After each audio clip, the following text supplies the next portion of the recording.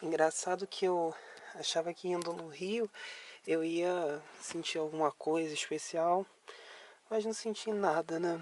Acho que talvez porque eu não consegui ir no meu Alto da Boa Vista, né? Que teria sido a coisa mais interessante. Mas ao menos ir no Rio sempre tem as coisas boas, né? No bairro onde eu morava tinha o Outback. Aí fundamental a gente trazer algumas costelinhas e hambúrgueres para cá, né? Que aqui em Juiz de Fora ainda não tem Outback. Então vamos ver aí o próximo vídeo. Valeu, gente.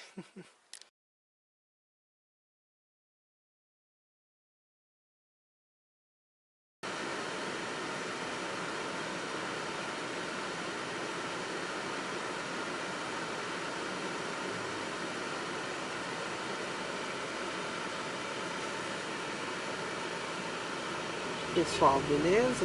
Hoje vamos fazer aqui mais um outro vlog.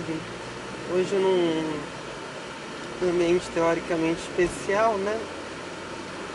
Voltando ao Rio de Janeiro depois de 3 meses. E já relembrando por que eu não gostava de estar aqui mais. Bom, vamos fazer esse vlog falando um pouquinho a respeito de carros com injeção para PCD.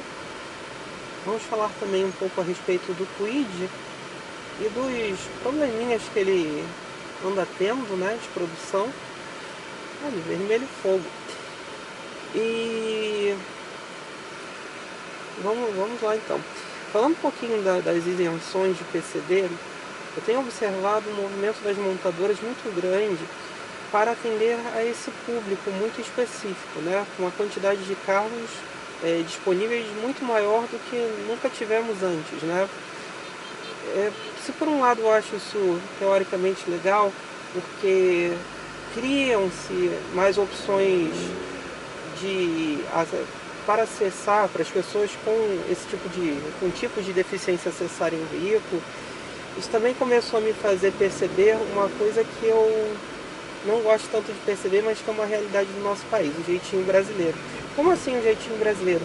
Que tem muita gente inventando que tem algum tipo de deficiência para conseguir obter essas isenções.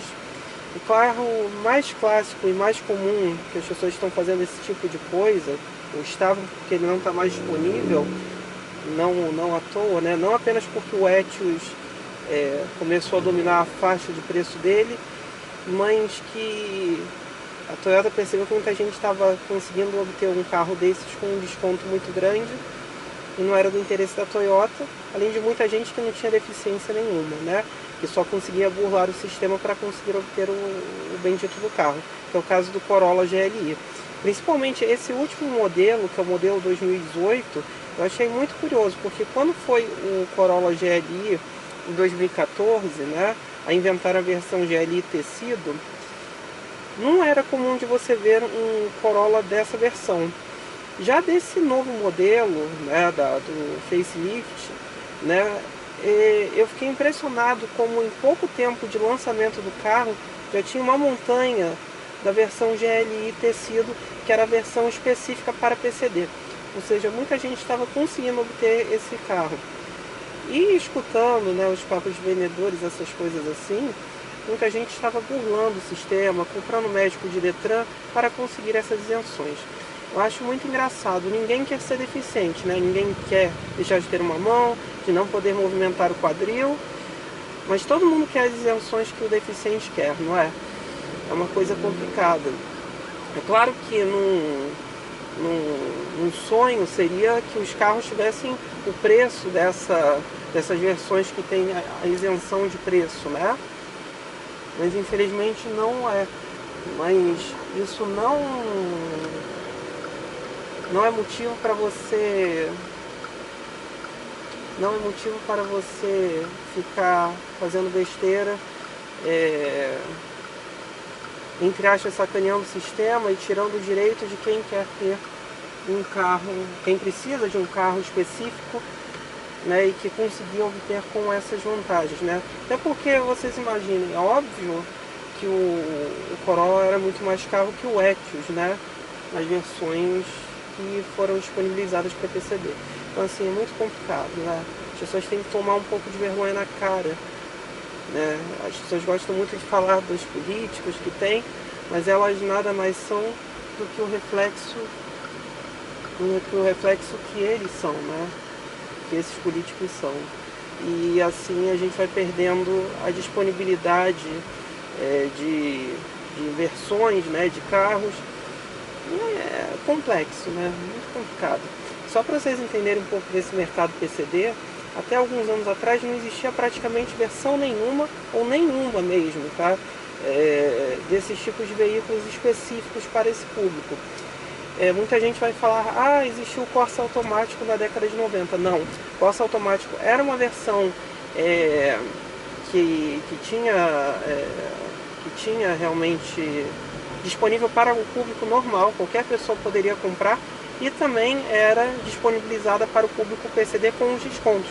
Mas todos os carros que tinham, você só conseguia a isenção, você não tinha uma versão específica para aquele público, né, como acontece hoje, né? Apesar de também existir o programa Fiat Autonomy, né? Mas eu acho que o Fiat Autonomy ele estava muito mais ligado às modificações que o carro necessitava para uma maior acessibilidade do que necessariamente descontos ou versões específicas para um público, né? Público do PCD. Então assim, isso foi um movimento muito atual. A Hyundai teve de parar de produzir o Creta PCD, né? Que era uma versão 1.6, com câmbio automático e controle de tração e estabilidade. Ela teve que deixar de oferecer devido à demanda louca que houve pelo veículo. Ou seja, não é uma demanda natural, né, como sempre ocorreu, não. É uma demanda que ela é forçada por esses jeitinhos que as pessoas estão dando para conseguir essas isenções. Porque ninguém quer ser deficiente, mas todo mundo quer ter alguma vantagem acima de uma deficiência. Agora falando um pouquinho de Kwid, o Kwid tem sido um verdadeiro sucesso, né? Esse último mês prova muito disso, né? Só que ele está tendo muito problema quanto à montagem das primeiras unidades. Começou por um recall branco, né, que é aquele recall disfarçado que ninguém conhece, né, que só acontece na concessionária, mas todos os carros vão fazer sem o dono saber. Nos freios e depois nos cintos de segurança traseiros, né? E agora o Kwid está tendo um problema de infiltração de poeira que é assim uma coisa louca, de entrar poeira até pelos dutos do ar-condicionado e pelo rádio do carro.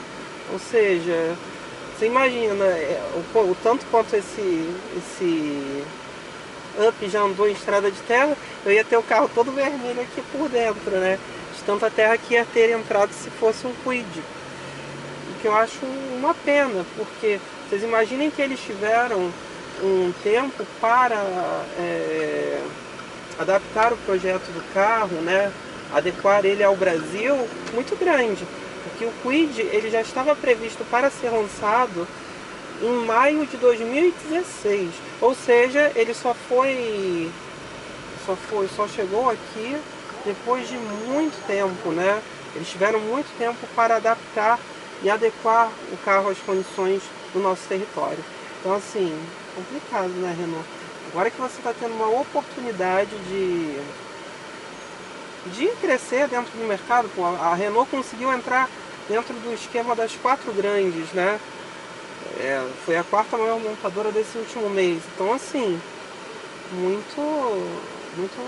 eu acho muito legal, porque eu acredito que a Renault mereça, que ela tem carros muito interessantes, mas eu acho que a qualidade dos produtos, principalmente do Kwid, para merecer esse 4º lugar, deveria aumentar um pouco, né?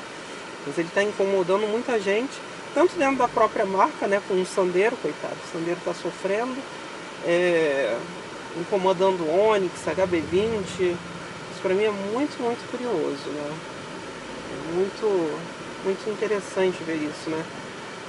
É interessante você ver que um determinado carro consegue chegar a isso, né? Consegue mexer o mercado dessa forma, né? Mas assim, e também espero que a Renault traga logo a versão Easy R, né, do Kwid, né, que ela foi prometida para nós, né? Agora, quando será que ela vai chegar é uma incógnita, né? Então, assim, e também estamos aguardando o novo Megane, né? Que viria para substituir o Fluence, né? Que o Fluence está bem cansado já e custando um verdadeiro absurdo, né? Mais de 100 mil reais a versão topo de linha Privilege, 108 mil reais. Eu acho que é preço demais para um carro que está tão defasado, né?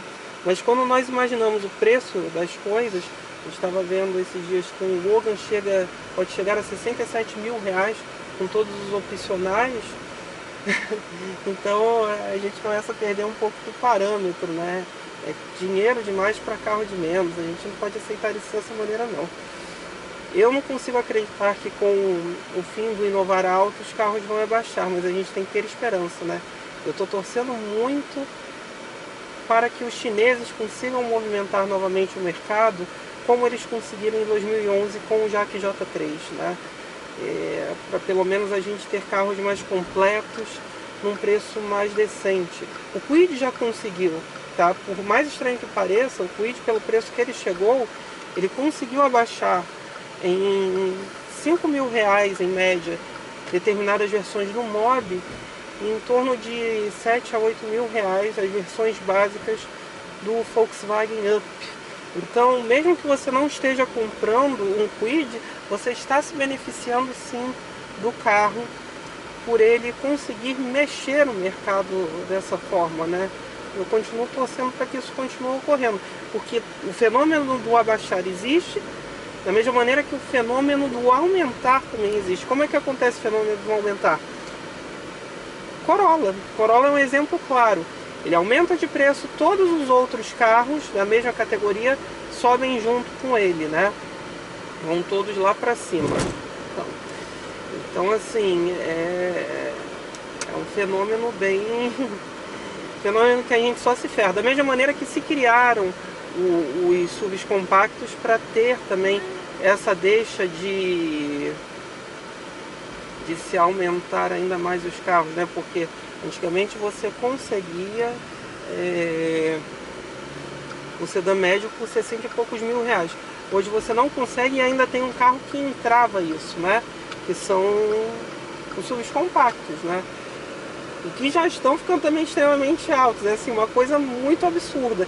E aí, num caso como esse do Kwid e do Up, é que você vê quanto de gordura, né, de margem de lucro existe para essas montadoras tirarem de cima de um veículo, né? Eles não precisam cobrar o que eles cobram, porque eles continuam lucrando muito dinheiro. E no Brasil é o único país que acontece a coisa mais maluca do mundo, né? Que você está numa crise ferrada e as coisas não param de aumentar, ao invés de ser como no restante do mundo, que quando você entra em crise, automaticamente os preços começam a cair porque não há demanda para comprar determinados produtos. Então é isso, pessoal. Curtam, compartilhem, discutam aí embaixo. Esse é o Rio de Janeiro. Valeu!